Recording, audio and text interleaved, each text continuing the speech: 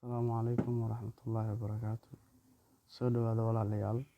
Gurigan waa beec, wuxuu ku yaalaa degmada Afgooye. Guriga waa laba qeyb, qeybna waa villada, qeybta kalena waa beer. Beerta waa dhankan jiingada ah. Waa meel jawi lagu qaato aad u qurux badan, doogna leh. Insha Allahu tacaala walaalayaal. Guriga geeskan waa 24, laga soo bilaabo geeskaas ilaa iyo jiingada geeskeeda waa 24 mitir. Afarta dhinac waa ka wada siman yahay. Guriga idil waa 24 lagu dhuftay 24. Booskii wuxuu xisaabsan yahay 12 lagu dhuftay 12, waa doodish bar doodishe.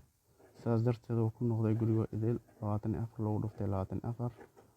Sidaas daraadeed walaalayaal, soo dhawaada. Gurigan waa beec, waa guri in laga faa'iideysto mudan. Hadeer guriga wareegiisan idin soo tusaa hadduu Alla idmo. Insha Allahu tacaala. Geeskan hadda aan ku socono waa 24. Waa geeska labaad marka ganjeelka xaggiisa laga soo bilaabo. Waa 24. Waa dheer yahay, waa ujeedin walaalayaal. Geeska kalena halkan ka bilaab ilaa iyo dhankaas kale jiingada aadayso. Dhamaadka jiingadaasi waa beerta xaggeeda, waa 24 mitir oo kale. Waa ujeedin guriga waa guri dhex dhis ah, aad u qurux badan, waana wada dhagax. Insha Allahu tacaala. Guriga ahaantiisa waa 7 qol. Qol baa yar, 6 qol waaweyn iyo 4 musqul iyo jiko aad u weyn walaalayaal. Gudaha waa gali doonaa, inaad ku arki doontiin insha Allahu tacaala. Soo dhawaada. Jiingada waa jiingadan beertan gudaha u galnay. Jiingadan idin sheegayay waa meel doog leh oo qurux badan, jawi lagu qaadan karo. Ceelana ku dhex yaalo oo biyo mac. Ceelaa ku dhex yaalo walaalayaal. Liina ku taalo. Moos iyo waxbaa ku yaalo. Wixii kaloo qofka uu raban aad waa ku beeran karaa. Qofku waa xur. Ceelaa ugu dhex yaalo, marna biyo kale u baahan maysid. Biyihii meeshay ku yaalaan. Saad ugu faa'iideysan lahayd adaa yaqaano.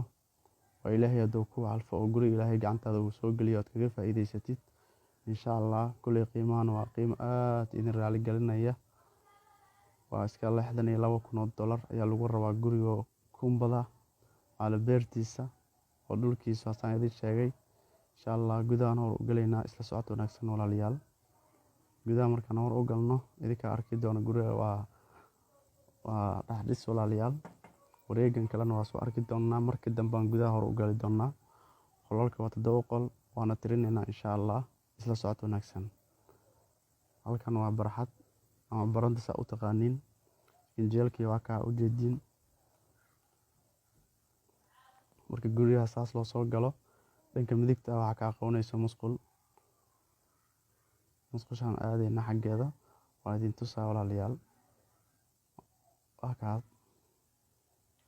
Waa musqusha. Tubada biyana way leedahay. Wareegan 2 musqul ku taalo. 2 musqul kalena guriga gudihiisa ku yaalaan. Mid qolka 6aad ay ku dhex taallaa. Waa arki doonaa insha Allahu tacaala. Hadda wareegan saas soo maraynaa walaalayaal. Guriga dukumeenti saxan uu leeyahay. Dukumeenti saxan uu leeyahay walaalayaal. Nootayada doontaad kula wareegi kartaa. Waa caadi. Wax dhibaato ay leedahay mala. Musqusha kalena waa tan hadda aan soo dhaafnay musqusha labaad. Gurigan saas ugu soo wareega rabnaa walaalayaal. Aan isla socono walaalayaal. Guriga aad buu qurux badan yahay, waa ujeedin. Goor waa la dhisay. Meeshan waa meel waqti lagu qaato. Korna waa meel shuban. Korna waa ka shuban yahay.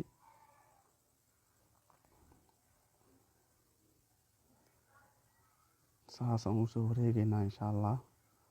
Saas ay tahay weli gudaha noo dhiman. Gudahana waa gali doonaa. Daaqadihiisa walaalayaal waa ujeedin. Daaqadaha waa 1.80 mitir kor u jiraan. Masha Allah. Waa daaqada aad u qurux badan oo Masha Allah ah. La soo dhawaado walaalayaal, la soo dhawaado. Gurigan qiimihiisa isma lahan. Allah ilaahay waxaan isleeyahay qiimaha aad u jaban waa iska $62,000 walaalayaal. halkaa waa baranda maasha Allah. insha Allah markaana gudahan hor u gali doonaa hadduu alla yiraah. isu socod wanaagsan walaalayaal. qolalka intay yihiin waa isla tirinaynaa. waa intaan idin soo sheegay waa 7 qol. mid baa yar oo loogu talagalay raashinka in la dhigto. daaqadahana dhammaan sidaasay u samaysan yihiin. waa daaqad aad u qurux badan maasha Allah. gudahan hor u gali rabnaa.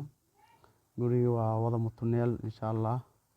asagana mutuleelkiisa safiitada waa isku midab aad ay iskugu soo dhow yihiin. waa qolka koowaad walaalayaal. waa ka 2 daaqad uu leeyahay. qolka koowaad maasha Allah. qolka labaad aan gali rabnaa. asagana waa qol barxad loo maasha Allah oo weyn walaalayaal. wala bureeg wax walba la gashan kara la dhiga kara maasha Allah. qolka labaad aan ka soo baxnay. jikadaan galaynaa walaalayaal. jikadan waa jiko maasha Allah aad u weyn. taana waa musqushii walaalayaal. waa musqusha saddexaad. gudaha marka la soo galo gudaha ahaan koow u tahay midda kalena waa arki doonaa. qolka saddexaad aan galaynaa hadduu alla idmayo. soo dhawaada walaalayaal.